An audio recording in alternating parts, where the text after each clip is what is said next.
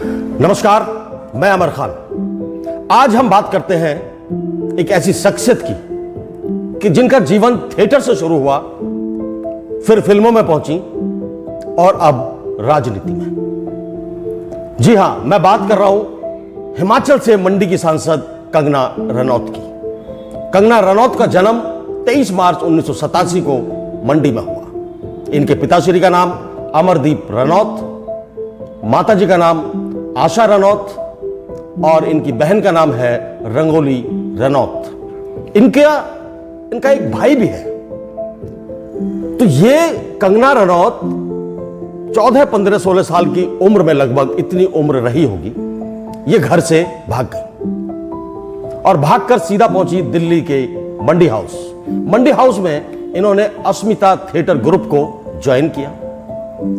उसके डायरेक्टर अरविंद गौड़ के डायरेक्शन में इन्होंने बहुत सारे स्टेज शोज किए, प्लेज किए, मंच पर अभिनय किया, वहां से अभिनय सीखा और काफी तालियां भी बटोरी, उनकी तारीफ भी की गई। मन नहीं भरा, चाहत कुछ और थी। उस चाहत को लेकर सीधे सीधे दिल्ली से उड़ान भरी इन्होंने बॉम्बे की। बॉम्बे में कुछ साल स्ट्रगल किया, मेहनत की। इनको एक फिल्म मिली इनकी डेब्यू फिल्म थी, जिसका नाम था गैंगस्टर। इनके अपोजिट जो कलाकार थे इमरान हाशमी और शाइनी आहूजा। इत्तेफाक से वो फिल्म सुपर डुपर हिट रही। चारों तरफ कंगना की तारीफ होने लगी, लोग तारीफों के पुल बांधने लगे। उस फिल्म के लिए इनको अवार्ड भी मिले, कई अवार्ड मिले, बहुत सारे अवार्ड इन्होंने जीते। जैसा कि इंडस्ट्री के अंदर होता है, यदि आपकी एक फिल्म हिट हो गई तो फिल्मों की लाइन लग जाती है। वही हुआ इनके साथ भी। काफी सारी फिल्में इनको मिलनी शुरू हो गई। इनके पास वक्त नहीं था अपने लिए। बहुत सारी फिल्मों में काम किया, बहुत सारी फिल्में इनकी सुपर हिट रहीं और बहुत सारी फिल्में इनकी सुपर फ्लॉप रही। इंडस्ट्री में काम करते करते इनका जो एक नाता रहा है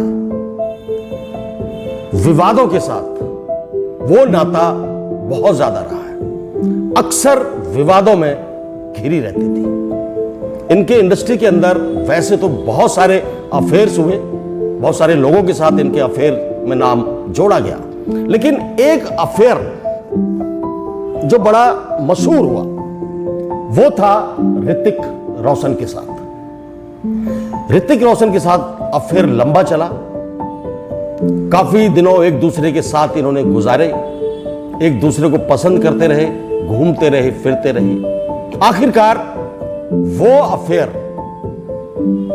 विवादित हो गया, दोनों के बीच में दरार पैदा हो गई, दोनों के बीच में फासले आ गए। इतने ज्यादा फासले आ गए कि दोनों को एक दूसरे के खिलाफ कानूनी नोटिस भेजने पड़े। कंगना ने बताया कि मुझे ऋतिक रोशन के कुछ दोस्तों ने बुलाया और कहा कि आप अपना मुंह बंद रखिए, वरना आपका कैरियर बर्बाद हो जाएगा। यहां तक इस अफेयर की नौबत आ गई थी। एक और विवाद करण जौहर के साथ। करण जौहर के एक शो था, करण जौहर का कॉफी विद करण, उसमें ये पहुंची थी। उस शो में कंगना ने करण जौहर के ऊपर इल्जाम लगाया कि आप नेपोटिज्म को बढ़ावा देते हो इंडस्ट्री के अंदर। तो करण ने कहा कि आप इंडस्ट्री छोड़ दीजिए। कंगना ने कहा कि ये आपके पापा का स्टूडियो नहीं है जिसे मैं छोड़ दूं। ये कहकर वहां से चली आई।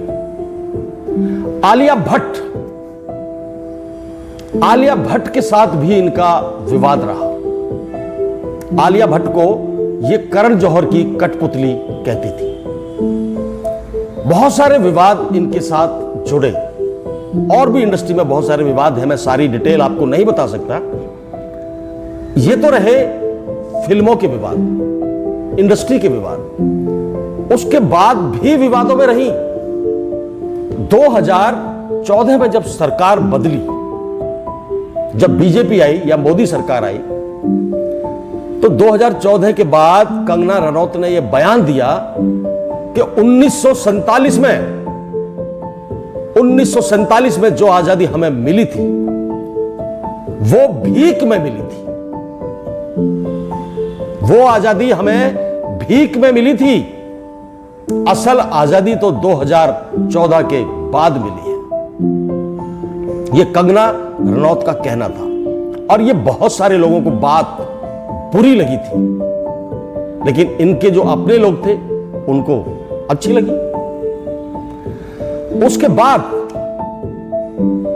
एक बहुत बड़ा आंदोलन देश के अंदर हुआ जिसका नाम था किसान आंदोलन। इन्होंने कहा कि ये जो महिलाएं यहां आकर बैठी हुई हैं, ये सब 100-100 रुपए लेकर बैठी हैं। ये किसान परिवारों से ताल्लुक नहीं रखती। 100-100 रुपए लेकर आई है, यहां बैठी है धरने में। और जितने भी ये किसान हैं, ये सब खालिस्तानी हैं। उन सबको खालिस्तानी कहा गया। जब मंडी से ये सांसद चुनी गई और चंडीगढ़ एयरपोर्ट पर पहली बार पहुंची सांसद बनने के बाद, तो इत्तेफाक से उस एयरपोर्ट पर जो किसानों के धरने में माताएं बहनें बैठी थी, उनकी एक बेटी CISF में वहां जॉब करती थी चंडीगढ़ एयरपोर्ट पर। उसने जब कंगना रनौत को देखा, वो उसके पास आई और जोर से थप्पड़ मार दिया और उसने कहा कि इसने इतना गंदा बयान दिया था, इतना गलत बयान दिया था। उस धरने में मेरी मां भी बैठी हुई थी, जिनके बारे में इसने कहा था कि 100-100 रुपए लेकर ये औरतें यहां पर बैठी हैं। उसका बदला मैंने लिया है, क्योंकि वो बात मुझे आज तक चुभ रही थी, मुझे दुख रही थी। वो धरना महिलाओं का था, किसान परिवारों की महिलाओं का था। वो बात उसको चुभी और उसने बदला लिया। इन्होंने इंडस्ट्री की लीजेंड एक्ट्रेस शबाना आजमी के लिए भी गलत बयानबाजी की थी। इन्होंने कहा था कि शबाना आजमी का टुकड़े टुकड़े गैंग से संबंध है या वो टुकड़े टुकड़े गैंग को सपोर्ट करती है, जबकि ऐसा बिल्कुल नहीं था। अब बात आती है 2024 में, जब ये मंडी से सांसद चुनी गई और पहली बार संसद के अंदर ये पहुंची, तो वहां पर लोकसभा में विपक्ष के नेता राहुल गांधी का भाषण चल रहा था। राहुल गांधी कह रहे थे कि देश के अंदर जातिगत जनगणना होनी चाहिए। बहुत सारी बजट पर वो चर्चा कर रहे थे। भाषण खत्म हुआ, सभी लोग संसद से बाहर आए, कंगना भी बाहर आई और पत्रकारों ने जब कंगना रनौत से बात पूछी कि आपको राहुल गांधी का भाषण कैसा लगा, तो कंगना ने कहा कि मुझे लगता है राहुल गांधी नशा करते हैं, मुझे लगता है राहुल गांधी शराब पीते हैं, ड्रग्स लेते हैं, इनको डॉक्टर पे चेकअप कराना चाहिए, इलाज कराना चाहिए। इस तरह का उल्टा सीधा बयान कंगना रनौत ने संसद के बाहर राहुल गांधी पर दिया था। जहां तक नशे का ताल्लुक है, तो मुझे नहीं लगता कि फिल्म इंडस्ट्री में या राजनीति में आपसे ज्यादा नशा किसी ने किया होगा। कंगना जी, ये आपका ही कहना है। आपके इंटरव्यू में सारे लोगों ने बात पढ़ी है और इंटरव्यू आपके देखे हैं। आपने कहा था कि मैं एक दिन के अंदर 10, 15, 20 सिगरेट पी जाती हूं। मुझे स्मोकिंग का बहुत शौक है, मैं शराब भी पीती हूं, मैं ड्रग्स भी लेती हूं और भी बहुत सारे ऐसे नशे हैं जो मैं करती हूं। यह बात आपने खुद कबूली है। तो आपसे ज्यादा नशा करने वाला कौन हुआ? राहुल गांधी के बारे में ऐसी बात हमने नहीं सुनी। एक और बात आपके बारे में उड़ी हुई, विवादित बयान आपका। आपने कहा था, हां मैं बीफ खाती हूं, मैं गाय का मांस खाती हूं, आपने बात कही थी। क्योंकि यह बात स्वामी अविमुक्तेश्वरानंद जी ने भी कही है। जो बात आपने कही थी वही बात उन्होंने कही है कि आपने ऐसा अपने इंटरव्यू में कहा था। तो आप बताइए, आप कहां ठहरती हैं किसी के सामने? सिर्फ जबान चलाने से आदमी कामयाब नहीं होता।